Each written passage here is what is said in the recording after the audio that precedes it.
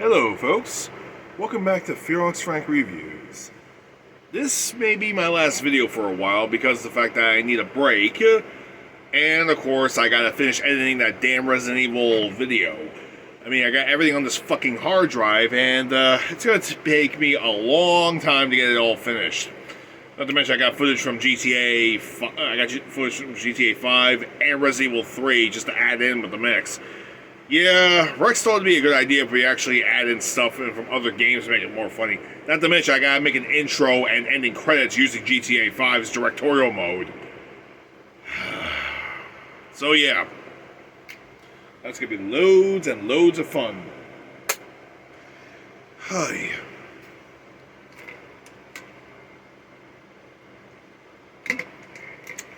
Well, I must say, this has been quite an epic run for me so far. I finished college back in May. Yeah, I am now a college graduate. I gotta go out to the job market sooner or later, so that's one of the reasons why I'm going to be hanging up the coat for the time being. And also, I gotta look at some of the movies I actually have and see which ones deserve to be reviewed and which ones I say, damn, fuck it.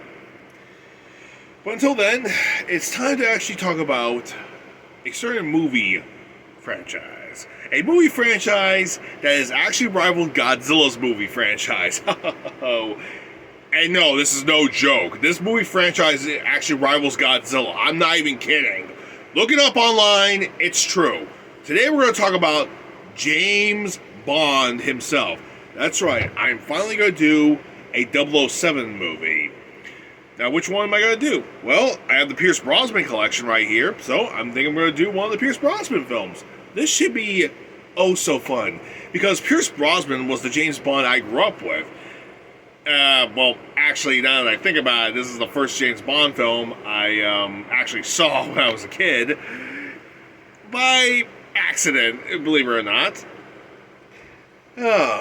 So let's see what films we have here. We have GoldenEye, Tomorrow Never Dies, World's Not Enough, and Die Another Day. All four of these films all star Pierce Brosnan. Technically, there was supposed to be a fifth film, but I want to be in PlayStation, but I actually want to be in a video game instead. Everything or Nothing. Which, to this day, people said should have been a movie. William Dafoe was the fucking villain. It would have been perfect. Oh well. Either way, so what can we say about James Bond? He is the most devilishly handsome British Secret Serviceman ever. He's played by multiple actors, and he is a pure badass, a pure British badass. Actually, that's not really true. He's Scottish. I'm not even kidding. This was fully confirmed in one of the Daniel Craig films, and Ian Fleming confirmed this himself, saying that he wasn't really a fan of Sean Connery playing James Bond at first until he saw Sean Connery play James Bond in Dr. No, and then he just, fuck it, he hit the character right on the mark. He was, yeah, I'm just gonna maul Bond after him. And Connery was Scottish, so he basically based on Connery. Yeah, go figure. Supposedly the James Bond character was actually based on a Jewish secret agent that infiltrated Nazi Germany back then, and Ian Fleming actually drew a heavy inspiration from him. But to make a movie version, they made him British, and they got a Scottish actor to play him. But since Connery actually did such a fantastic job playing the character, they revolved the character around Sean Connery instead. Yeah. And Sean Connery would later come back to play James Bond in From Russia With Love, the video game. Yeah, he reprises his role. That just goes to show you how much power and impact this has on the character of James Bond. And I'm going to be looking at the first film in the franchise here for Pierce Brosnan, GoldenEye. How did I come across this film?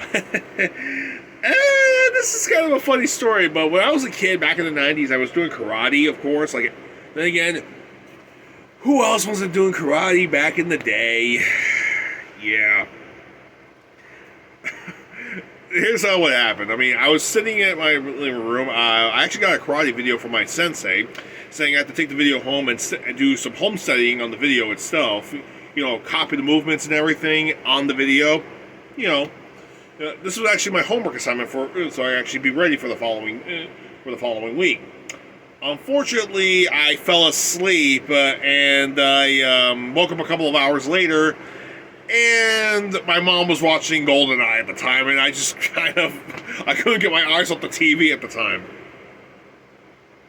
Yeah.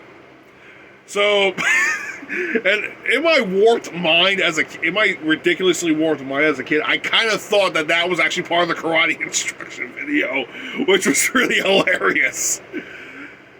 Actually, what's even more hilarious about Sean Connery, he actually was a black belt in Kyokushin Karate, too.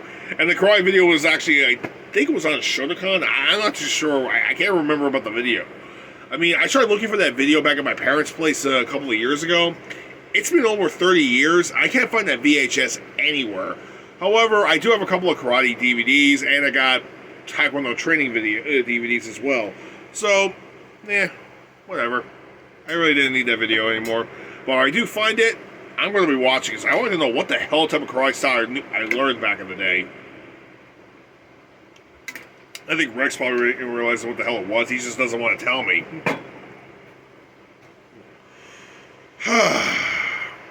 So let's start off with GoldenEye. Now, before we get started, originally GoldenEye was supposed to be the third entry in, Timothy Dalton's James Bond film franchise. However, he stepped down in favor of doing some other films afterwards. Because a lot of time actually had passed, and he figured, you know what, it's time to let somebody else take care of it. Because, his time has already passed, even though he only had 2 films under his belt, which is ridiculous. Honestly, he deserved more films. I mean, the problem is they kept on overusing Roger Moore, and they used Sean Connery one more time back in the 80s, so it was like, guys, what the fuck? Just give it to Timothy Dalton. He was the 80s badass Bond. And one of my personal favorites, too. So how am I gonna judge this film? Well, I don't know. Should I judge it on the GoldenEye video game? On the N64? No, I'm not gonna do that. Don't get me wrong, that's a great fucking game, too. I mean, seriously, if you had this thing back in the day when you had an N64... If you had an N64 back in the day and had this game, you were a goat, my friend. This is a great game. I mean, compared to today's games for first-person shooters, it's not that great. And it was actually revamped and revisioned nowadays.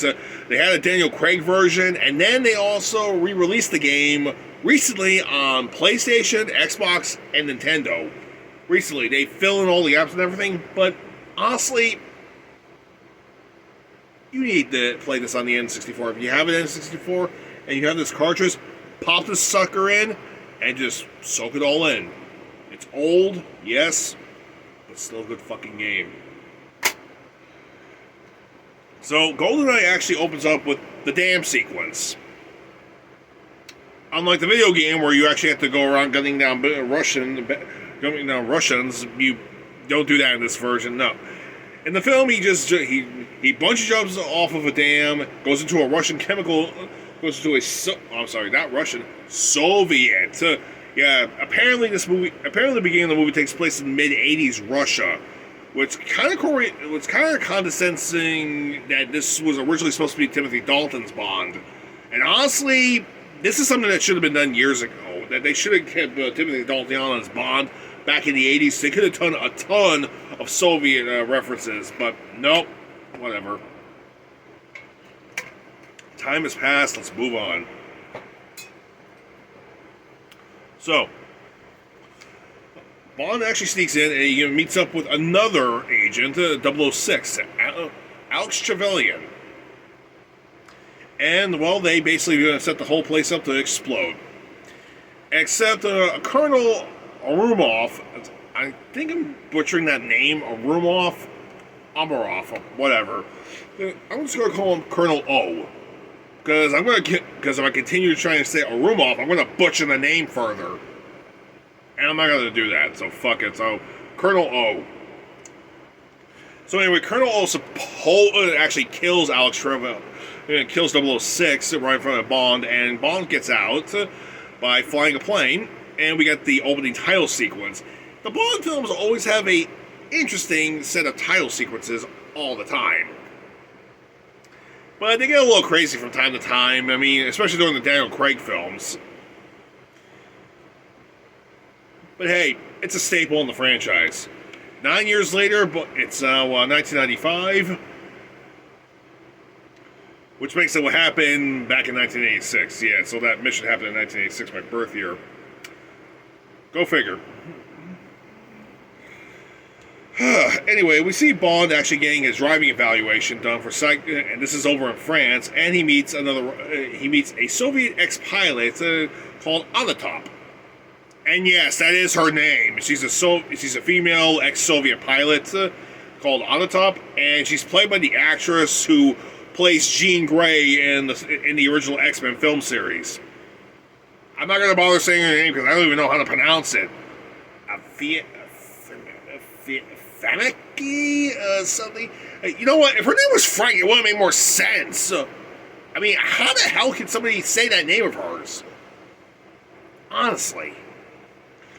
Anyway, we get a nice little driving sequence where Bond actually impresses the driving instructor with a little Bond charm, as I would call it.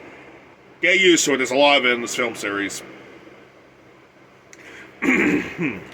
However, Bond notices there's actually something a little bit off about her, and of course, he notices, and she takes him. Basically, he meets her at a casino. He beats her at a game. He beats her at a casino game, and she leaves with a colonel. I mean, she leaves with an admiral from Canada, and she winds up sleeping with the guy and killing the guy. Before that, James actually gets some more information about like the boat she's on. Apparently, it's part of a criminal organization called the Yanis Group. The Yanis Group is actually a Russian mob organization that's been causing a lot of problems in Russia. All right, not just for the Russian government, but also for civilians and also the Russian mobsters themselves, including ex-members of the KGB and FSB as well. So they're sort of a huge problem. In fact, they're supposedly the ones that actually armed the militias back during the Gulf War. So yeah, there's a lot going on with that group.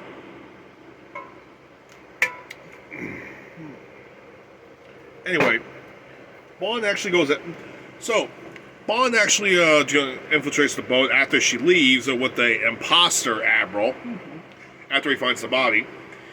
And they're actually going to steal a Tiger helicopter, a prototype Tiger helicopter. They just up and steal it. And unfortunately, MI6 was involved in this entire organization, and we are actually and I know I'm going to introduce this a little early, but we're introduced to Judi Dench as M, the new M. At this point, yeah, I mean, we're continuing off the Dalton film series. So yeah, you kind of see where this is going. So Judi Dench is actually M, and she will continue playing M up to the third Daniel Craig James Bond film. And here's the thing: she actually suggested they should just ignore it, just forget it. It's a lost cause. This came back to bite her. It came back to bite everybody in the ass. And I'm just going to be honest here. This is literally one of several to many fuck-ups her M has actually caused throughout the franchise. I mean, film historians don't even realize it, and people who watch these films later will realize that a lot of shit actually happens in the later films because of her character. Yeah, she has caused multiple fuck-ups in the film series. So in other words, it was at this point you'd think, maybe you should step down because you multiply fucked up on several occasions? But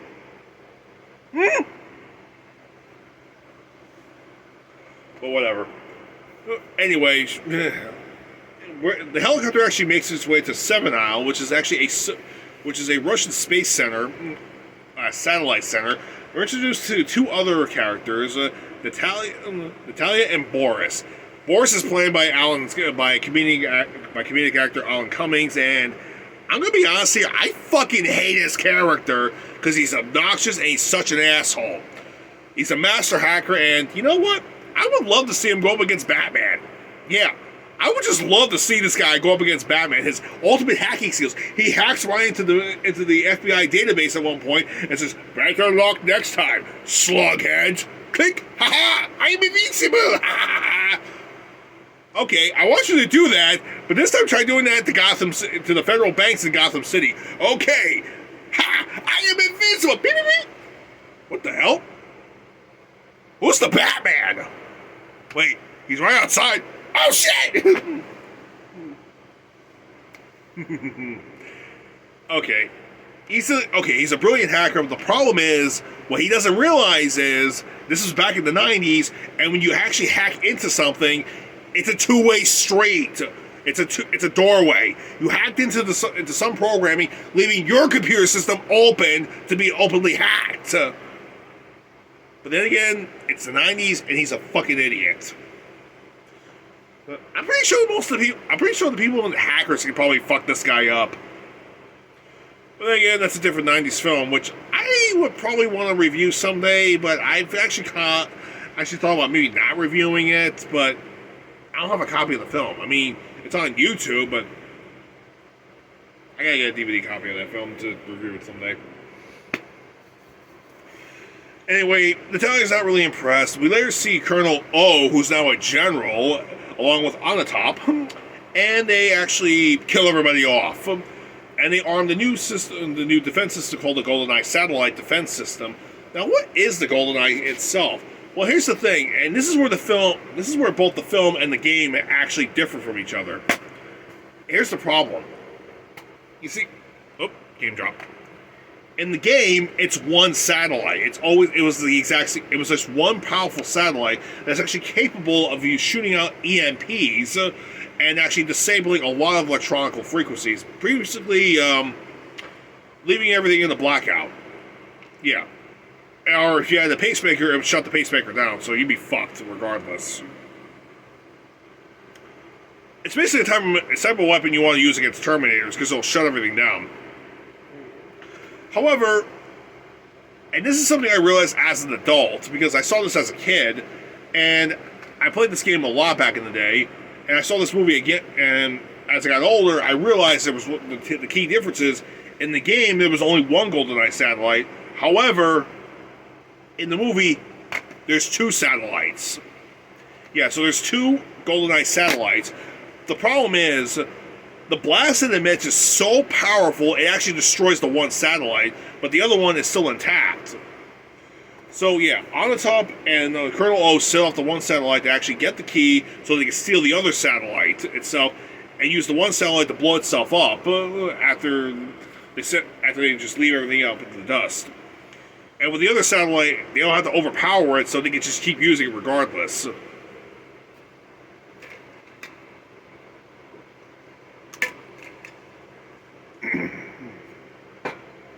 And that's the clear difference between the two of them.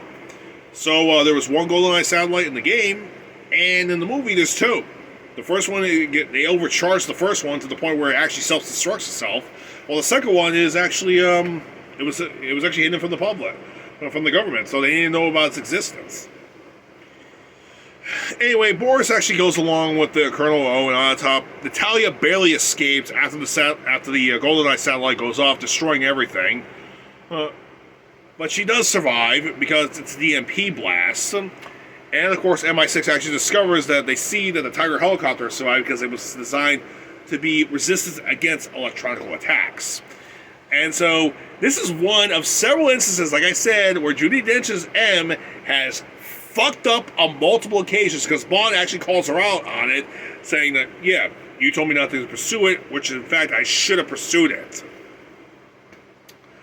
And, okay, I'm not going to lie, I'll be honest here, but let's face it, Bond, during Judi Dench's reign as M, Bond on multiple occasions calls her out on this, that she has messed up on multiple occasions, and he calls her out all the time. She shouldn't have been M, I mean, honestly. Seriously, she's fucked up on multiple occasions. This is ridiculous. She should have stepped down after this fuck up. But nope, she didn't.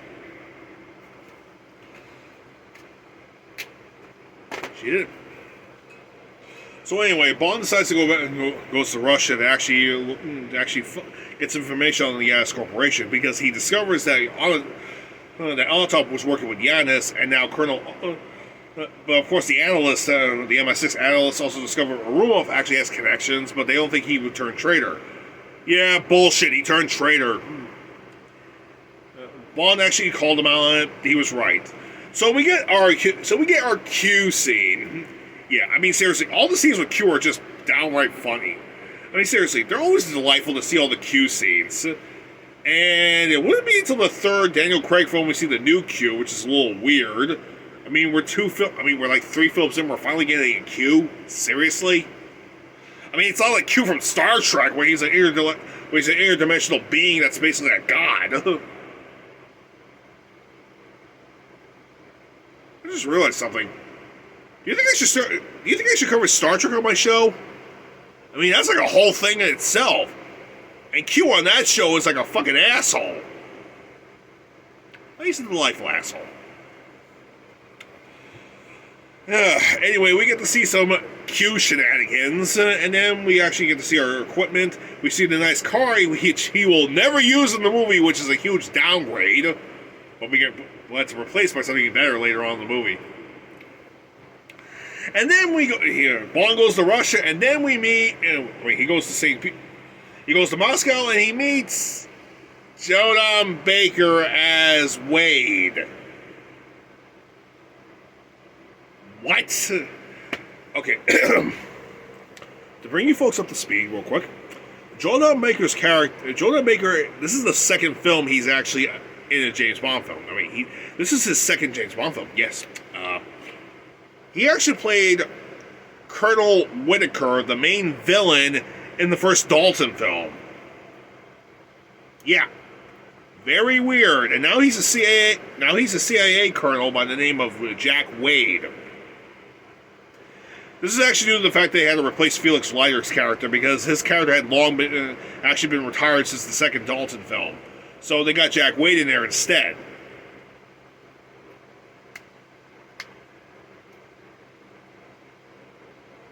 Really? And yes, Joe Don Baker would continue playing the character up to the second movie, and then we never see him again. Why? I don't know. I guess most Bond fans probably realize that. I don't know. I guess the filmmakers realized that, wait a minute, wasn't he a villain in like one of the Dalton films? Seriously. Natalia actually makes it to civilization. She actually emails Boris, and eventually Boris actually finds her, and Molotov is with her, so she gets captured. Meanwhile, we actually get to see. Wade is actually telling James Bond everything he knows about Yanis. There's nothing they can do about it because, well, yet nobody knows anything about him, but you can tell him that Yanis has competition in Moscow, or St. Petersburg at this point. Either way, his competition is an ex-KGB guy, is a mobster who's also ex-KGB, called Valentin Petrovsky. And yes, Valentine is actually played by the actor who plays Hagrid in the Harry Potter film series. I'm not going to say his name because I probably would butcher it. I know his first name is Robbie, but again, I'm not going to butcher it because I'm like over 20 minutes in, and I'm going to probably butcher his name. So, God rest that man's soul. God rest that man's soul. For playing such a lovable character in the Harry Potter film series. And he's playing a lovable character in the James Bond film series as an ex-KGB guy, as an ex-KGB agent turned Russian mobster. Yep. And Minnie Driver makes a cameo appearance too as a Russian nightclub singer who sings terribly. Yeah. Bond calls her out. Tells Valentine about it. He's like, "Hey, Elena, take a hike." And of course, Bond convinces him to help him out. because of the fact that I should mention Valentine actually has a limp in one of his legs. It's because of the fact that Bond shot him there, but he did it out of professional courtesy because he knew because when he did that, because Valentine was one of the only guys to actually survive against Bond as an agent going up against another deadly agent. He actually got promoted, and he's now he was retired and got a ton of money and a lot of revenue, and is well respected amongst the community. So yeah. Okay, Bond did him a solid. Good. Great. At this time, Colonel O was actually talking to the defense ministry in St. Petersburg, and they discussed the fact that, Natalia also survived, and, back and forth, they decided to cover the whole thing up and try to find out who actually stole the GoldenEye satellite. Nothing happens. Moving on. Anyway, Valentine actually tells James everything he knows about Yanis. He says that he's a Lennox Cossack. He's not just a Russian, he's a Lennox Cossack. For those of you who don't know what they are, let me explain. The Lennox Cossacks were actually a group of Russians, or a faction of Russians, that actually worked along with the side with the Nazis, selling out the country, and actually were the ultimate traitors. After the end of the war, they actually sought refuge. They actually sought refuge from the British government to actually meet them up in Austria, and that did not happen. If you know your history, the British government sent them all the way back to Stalin, where they were all executed. Men, women, children, they were all traitors. However, it turns out that Yanis's family, his parents were actually two children that were survivors that actually survived, grew up, and actually and made it out. And of course, but unfortunately, the father committed suicide and killing his wife too. So Yanis actually is against Russia and against the British government. Wow, that's interesting to know. So Valentine sets up a meeting. On top decides to go after Bond by doing her sexual attack, which is basically her wrapping her legs around Bond's torso. Apparently, she could squeeze the life out of somebody by using a vice grip around the I think it was around here, give or take. I didn't get a good look at it. It's kind of ridiculous. But here's the thing. She's a Soviet pilot, and she's trained to kill. Bond is how do I put this? He's a colonel. I mean, he's a commander in the British Commandos, which is on par with the British SAS. Yeah, she's totally fucked. Mm-hmm. Yeah, she's fucked. Forget it. Do you know she can kill Bond using a sex maneuver? No. Child's play to him. She actually takes to Yanis, and we actually discover Yanis' identity, and it's Alec. 006 himself. It turns out MI6 actually knew about his parents' background, and they recruited him anyway. And it happened to be the exact same analysts who actually did the research on the fucking Tiger helicopter.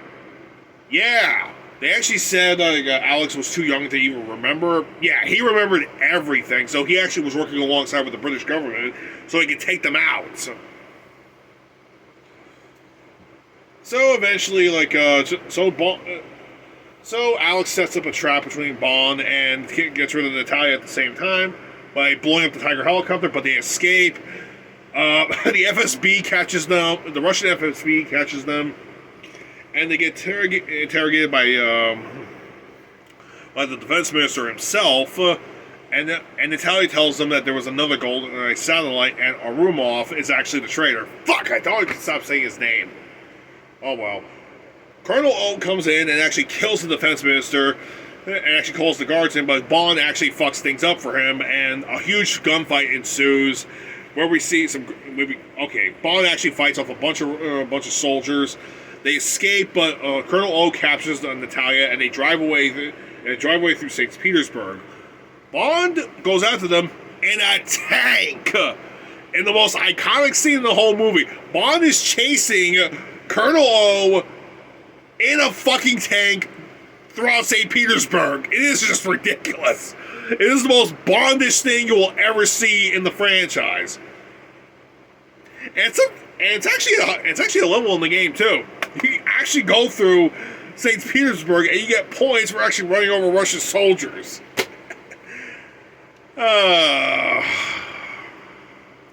So iconic. And of course, Colonel O takes Natalia straight to Yanis's headquarters, which happens to be an armored Soviet train. Bond actually disables the train using the tank, and of course, a small gunfight ensues. Colonel O is killed. The 006 and on top of escape, and of course, Boris is actually somewhere in the main base, backing up files. Natalia hacks him so she can try to locate where the base is, but he pulls off the circuitry just before she can find out exactly where it is. All they know is that it's someplace in Cuba, somewhere in the deep jungles. Anyway, Bond gets them out. The train explodes. Natalia and Bond bond even further. Wade actually gets some transport to Cuba, and we get a nice little sombering love scene here and there. And then we get our main mission to Cuba. They try looking for a giant satellite dish to look for the satellite dish. Try to look for the base. I should also mention Wade said that that if James needs any help, he has to call for backup, and he'll bring the Marines along with him. Great. Yeah, that's great. That doesn't exactly happen now, does it? No, it does. I mean, seriously, it's a Bond film. He's going alone as always, but this time he has a female sidekick with him. Yeah. Standard James Bond-ish. So. They can't find the satellite dish. All they see is a giant lake, and a missile comes out of the lake and tries to kill them. On the top tries to finish them off, and of course James actually kills her by, get this, she's on top of him trying to putting him in the lake vice grip. He hooks her up with the helicopter. With the rope that the helicopter that's attached to the helicopter. He takes her gun, shoots the helicopter, killing the pilot, and she goes flying into a tree where the pressure actually kills her because she's stuck in the tree and the helicopter can't move any further because of her getting stuck in the tree, and that's what killed her. And of course we get the most ridiculous joke. You know, she always did enjoy a good squeeze. No comment. No comment. No. I've heard a worse Bond. I've heard of way worse Bond jokes than that before. Agent on the Fire, she's fallen for me. Where does he come up with some of these bad lines? Anyway, we find out that the lake was actually the satellite dish the entire time because the lake gets drained, and Alex and Boris set up the satellite. Shut up the dish so they actually could use the GoldenEye satellite. Natalia and James make it into the base. They get separated. Natalia actually now here's the thing. Natalia is a guidance officer, so she actually has access to the guidance systems. And Boris actually makes fun of her because she doesn't actually know anything. She doesn't have access to the weaponry.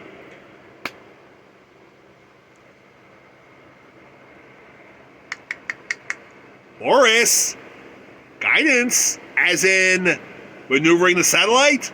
Hello! You fucking moron! So she basically hacks into the GoldenEye satellite. She doesn't change the weaponry she changes the guidance system on it. That way it flies away. That way it might just fly into the Earth's atmosphere and blows up. Think, you dumbass! Think! I swear to God, this guy's a fucking moron.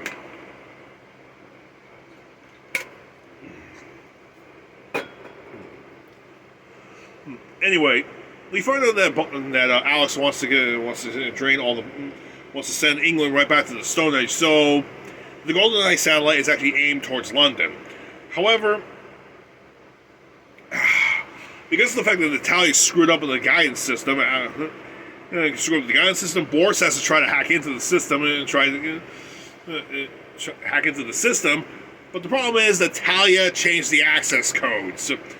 And all this time he's clicking a pen, which is actually a class 4 grenade. Q division.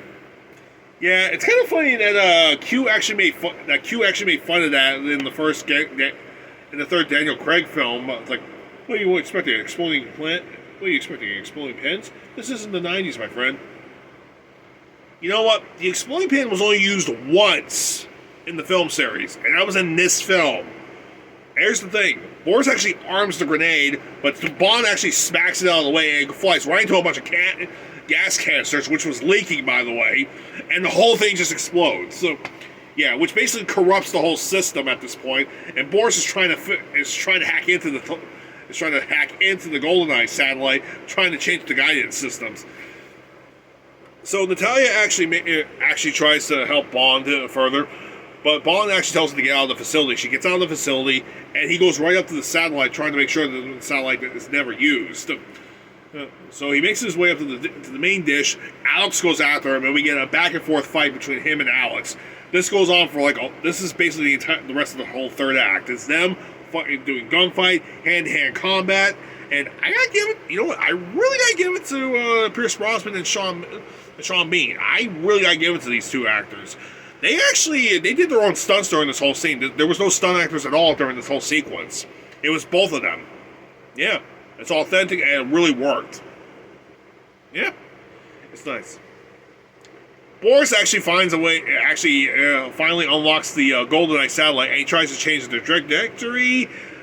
However, Bond actually does the most ridiculous thing. He actually pulls a pipe. He actually grabs a pipe and he throws it into the mechanical system, which is basically like throwing a monkey wrench into the grinds, and it basically causes the satellite, the dish, to stop moving and makes the whole thing malfunction.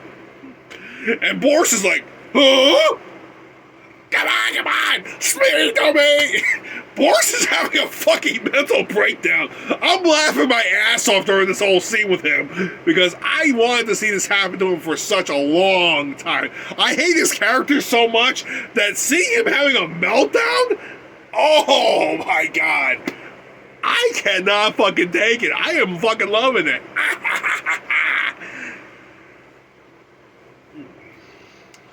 Back to the fight between James and Alex. Alex actually gets the upper hand on the. Here's the whole thing too. I mean, if you actually play the last level of this game, this is ridiculous. You have to follow Alex everywhere throughout the last level, which is beyond ridiculous, including the little small platform which they're actually fighting on. And Alex actually wants to call in a gunship to actually help him, but Natalia sneaks aboard and actually takes over, actually holds the pilot hostage. While it gives James the upper hand, and gives him a slight distraction, and he kicks Alex off, but he grabs him by the leg and he says, "What now, James? For England? No, for me. Bye!"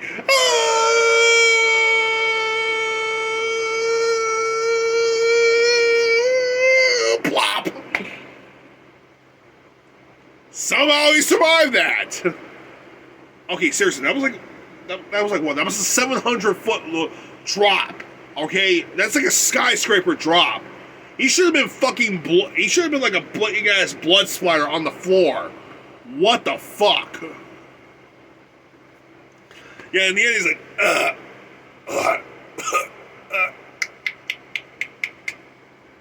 fuck you, James, I'm still alive. James jumps on the helicopter and the whole freaking dish explodes and lands right on top of Alex. Boom! Destroying the entire base. Somehow Boris survives. He's like, huh? Huh? Yes, I'm invincible! Apparently God did not give a shit about that.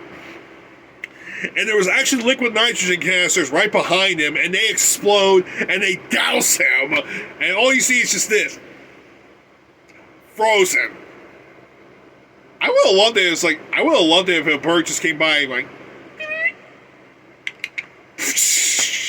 I would have loved it. That would have been so fucking hilarious, but it's a PG-13 movie, so Yep, there was no way that was ever going to happen. But it's the thought that counts. The helicopter drops off in Natalia and James. They have a little makeout session. And James says, you know what? We shouldn't be worried. There's nobody for 25 miles. And then Wade shows up. Yeah, Jack Wade shows up. Yo, Jimbo! What the fuck? It's like, what the hell, Wade? Where were you? Well, we had to take care of some tobacco plants. Yo, Marines! Marines just start popping up everywhere right around them, and a couple of helicopters. Really? You know what? Forget it.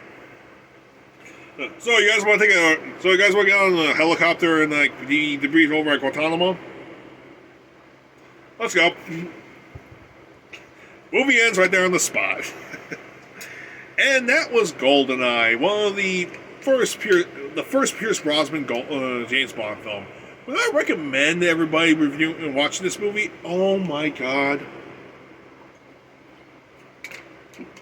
Of course I do. It's a good film. This is actually a good James Bond film. I mean, come on. It was a great film.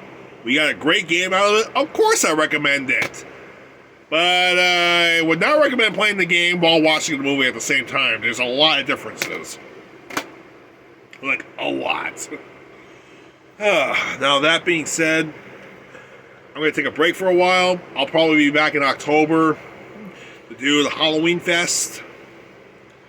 And, okay, I know I'm over, how much were we there? Okay, I'm like 40 minutes in. Earlier I said that this is that this was a franchise that rivaled Godzilla. Yeah. Alright? Okay, guys, I want you to keep this in mind. Alright, just think about this real quick, okay? Godzilla's movie rival is not Gamera. Okay, that's over in Japan, alright? His kaiju movie, his movie kaiju rival is Gamera, but that's over in Japan. Alright, that's in Japan. Alright? But as far as movie franchises are concerned, alright? Movie franchises, Godzilla's biggest rival is James Bond. Alright?